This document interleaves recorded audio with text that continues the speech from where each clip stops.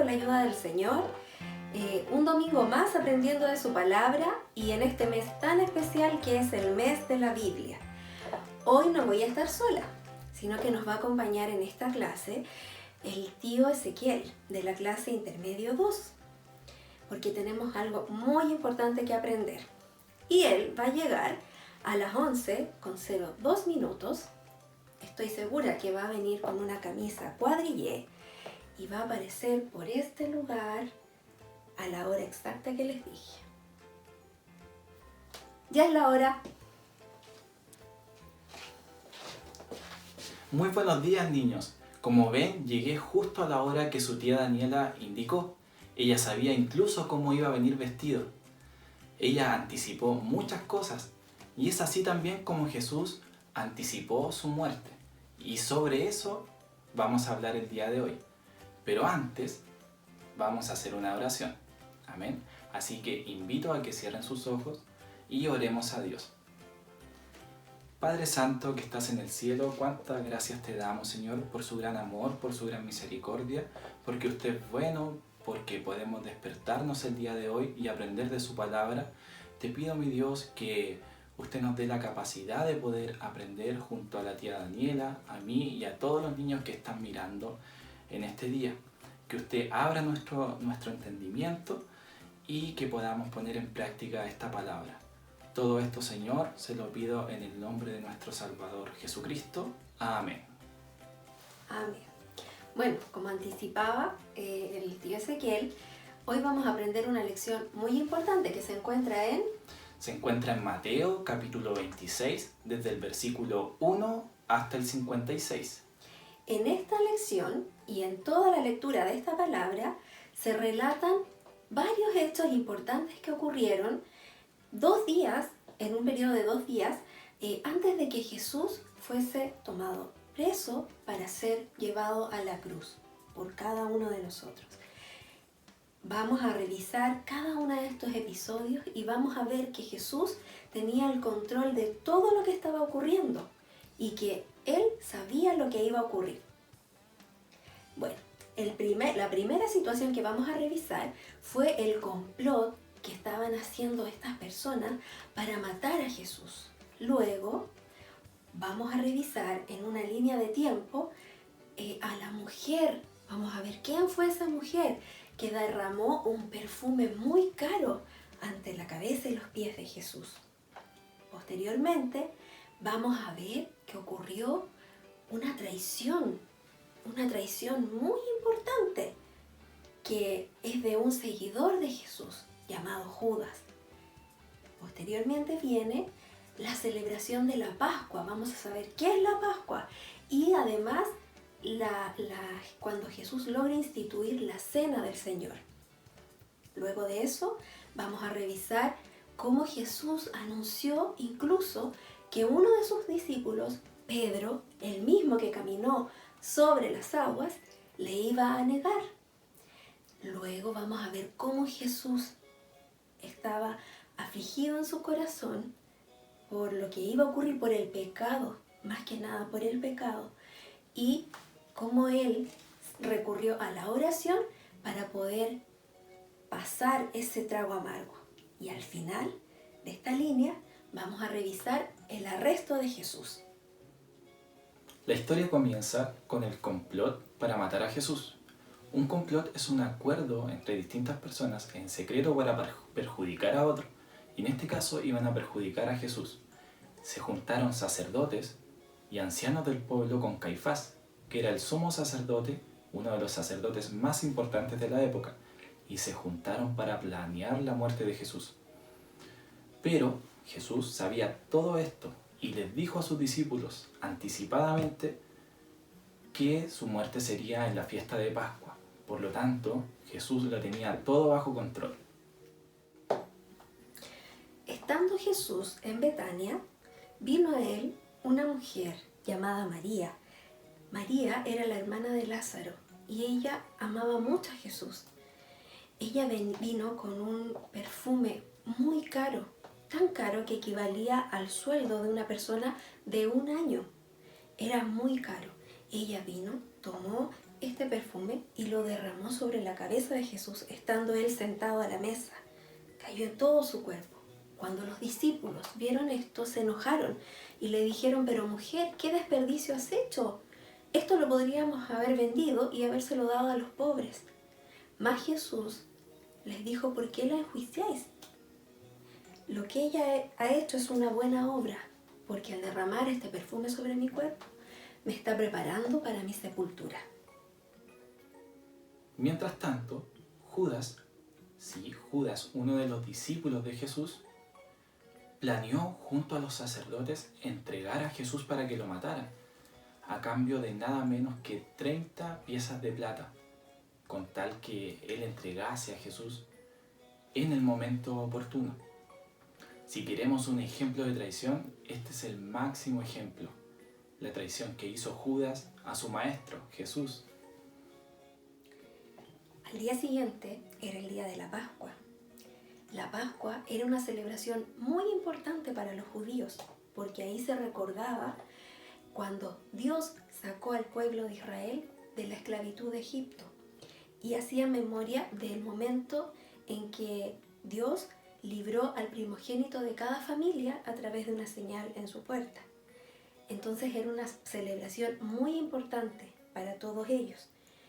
En esta celebración los discípulos dijeron: ¿dónde vamos a Jesús les preguntaron: ¿a dónde vamos a ir a celebrar esto? Y él los envió para que fueran a un cierto lugar, hablaran con un hombre y ahí se iba a producir la cena. Así lo hicieron y llegaron hasta ese lugar. Estando en la mesa, Jesús les dijo que uno de ellos los iba a traicionar. Cada uno se preguntó: ¿seré yo? Y Jesús sabía muy bien quién era aquel que lo iba a traicionar de sus 12 discípulos, porque estaban solo ellos en ese lugar. Dijo: el que ponga su mano en el plato junto conmigo, ese será. Y Judas le dijo: seré yo. Jesús le dijo: tú lo has dicho. Jesús sabía que Judas lo iba a traicionar y ahí lo anunció. Luego comenzaron a partir el pan, a beber el vino, y cuando partieron el pan, Jesús lo bendijo y les dijo: tomad, comed, este es mi cuerpo. Luego tomó una copa de vino y luego, dando gracias, les dio a beber a cada uno de los discípulos y les dijo: esta es mi sangre. Luego instituyó que debían hacer esto en memoria de él. Jesús cambió el significado de la Pascua, de recordar cuando Dios liberó al pueblo de Israel de la esclavitud de Egipto, y ahora la Pascua toma un nuevo significado, que es Jesús liberando a su pueblo, a sus escogidos, de la esclavitud del pecado. Y lo que instituyó ahí fue la cena, la Santa Cena, la Cena del Señor. Mientras Jesús impartía la última cena a sus discípulos, les diría algo que les impactaría. Les dijo que ellos, cuando Jesús muriera, ellos se separarían, se dispersarían y se apartarían de Jesús. Y fue aquí en donde entra la escena Pedro, uno de los discípulos de Jesús, que le dice que él jamás se apartaría, que él jamás huiría de Jesús. Pero sabemos que Jesús lo sabe todo. Él tiene certeza de todo lo que va a pasar y tiene control sobre todo. Y le dice a Pedro que antes de que el gallo cante, él lo negaría 3 veces. Y aquí nuevamente Pedro, muy impetuoso y muy confiado de sí mismo, le dice a Jesús que aunque tuviera que morir a su lado, él lo haría, pero jamás lo negaría. Y así también se lo dicen los otros 12 discípulos. Y bueno, ya sabemos cuál es la historia. Jesús tenía la razón. Posteriormente, Jesús fue junto a sus discípulos a un lugar llamado Getsemaní. Al llegar a ese lugar, se comenzó a entristecer el corazón de Jesús, porque él iba a tener que ser enfrentado a la tentación y además al sufrimiento del sacrificio de la cruz y vencer el pecado. Por lo tanto, él sintió una gran necesidad de tener comunión con Dios y fue a orar. Y al orar, él rogó a Dios y pidió que si era voluntad de Dios, que pasara de él esta copa, que pasara de él ese sufrimiento, pero que se hiciera la voluntad de Dios, no la de él. Cuando él después fue a ver a sus discípulos, ellos estaban durmiendo. Entonces Jesús los reprendió y les dijo: ¿por qué están durmiendo? Les dijo: deben orar y velar para que no entren en tentación, pues el espíritu a la verdad está dispuesto, mas la carne es débil. Y siguió orando, pidiéndole a Dios que se hiciera su voluntad y que a él le ayudara a soportar la tentación y a pasar todo lo que iba a tener que ocurrir para poder cumplir el objetivo por el cual él había llegado. Él siguió orando, sin darse por vencido, para que se cumpliera la voluntad de Dios. Finalmente, Jesús sabía que había llegado la hora de su muerte y la hora de su arresto. Y es aquí en donde nuevamente entra en la escena Judas, aquel que había traicionado a Jesús. Judas va y se acerca al Mesías y le besa la mejilla, no como acto de amistad o como acto de amabilidad, sino para señalar que a él debían arrestar a aquellos siervos del sumo sacerdote. Y fue así como hicieron ellos. Fueron hacia Jesús y lo arrestaron. Mientras ocurría todo esto, Pedro se acerca y le corta la oreja a uno de ellos. Y es aquí en donde Jesús sabía que Pedro se había equivocado.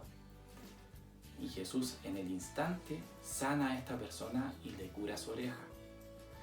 Y Jesús, luego de todo esto, va hacia la muchedumbre, hacia la gente que estaba mirando todo esto, y les dice que aquello que ellos estaban viendo y lo que iba a acontecer posteriormente, todo eso estaba escrito. Estaba escrito en el Antiguo Testamento, como por ejemplo en Isaías. Todo eso estaba escrito y además era la voluntad de Dios. Por lo tanto, Jesús estaba haciendo esto con la intención de agradar y someterse a Dios, y como consecuencia de esto, nosotros obtendríamos el perdón de Dios y también la vida eterna. Bueno, niños, entonces ahora, habiendo conocido el detalle de cada uno de los sucesos que ocurrió antes de llegar al arresto de Jesús, vamos a hacer un pequeño resumen. Primero, tenemos que tener súper claro que Jesús anunció en muchas oportunidades su muerte. Podemos ver que Él controló la preparación de su muerte. Él no siguió los planes que tenían los líderes de ese tiempo, porque recuerden que ellos no querían que su muerte fuera en la Pascua, mas Él propició para que el tiempo calzara perfecto y todo esto fuese hecho en esa fiesta. Él además pudimos ver que apreció la ofrenda de María, ¿cierto? María, que era la hermana de Lázaro. Él apreció el momento en que ella derramó ese perfume carísimo sobre él, porque lo vio como además un anuncio, como que ella lo estaba también preparando para su sepultura. Él además ocupó la traición de Judas para que se cumpliera su voluntad. No es que Judas tuvo la responsabilidad, él solamente hizo lo que ya estaba escrito y Jesús estaba en conocimiento de ello y Dios tenía el control de todo. Además, Jesús sustituyó la Pascua, el significado de la Pascua. Recordamos, ¿cierto?, que la Pascua era muy importante para los judíos porque recordaba la liberación del pueblo de Israel de la esclavitud de Egipto. Más ahora Él sustituyó el significado transformándolo en la liberación de nuestros pecados a través de la muerte del Cordero inmolado, del Cordero perfecto que era Jesús. Y se constituyó Él como nuestro gran pastor, quien da la vida por sus ovejas. Y además Él se sometió, como vimos en Getsemaní, a la oración, se sometió al Padre en oración. Oró fervientemente para que se cumpliera su voluntad y no la de Él. Y finalmente Jesús se sometió a las Escrituras al momento de su arresto.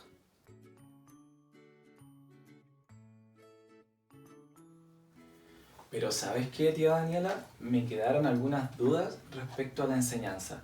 Así que anoté algunas preguntas para ver si tú me las puedes responder. Yo también, hay cosas que me gustaría que conversáramos, porque tengo ahí algunas dudas y las anoté en mi cuaderno. Lo voy a ir a buscar. Ya. Bien, mira.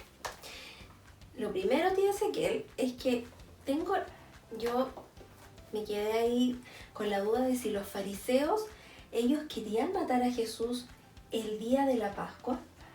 No, los fariseos no querían matar a Jesús en la Pascua, porque esa era una fiesta, por lo tanto iban a haber muchas personas y ellos temían a la multitud. Y recordemos también que ellos querían hacer esto en secreto para que la gente no se diera cuenta. Entonces, no fueron ellos quienes decidieron que Jesús fuera apresado y su muerte fuera en la Pascua, sino que Jesús propició todo. Claro, Jesús aquí nuevamente se ve que Jesús tenía todo bajo control y él sabía todo lo que iba a pasar. Bueno, tengo otra pregunta. ¿Qué hizo María a favor de Jesús? Lo que hizo fue ungir su cabeza y perfumar sus pies con un perfume muy muy caro que equivalía, ¿recuerdas? A Sí. un año de trabajo, de salario. Sí, lo recuerdo cuando revisamos todas las situaciones que ocurrieron antes.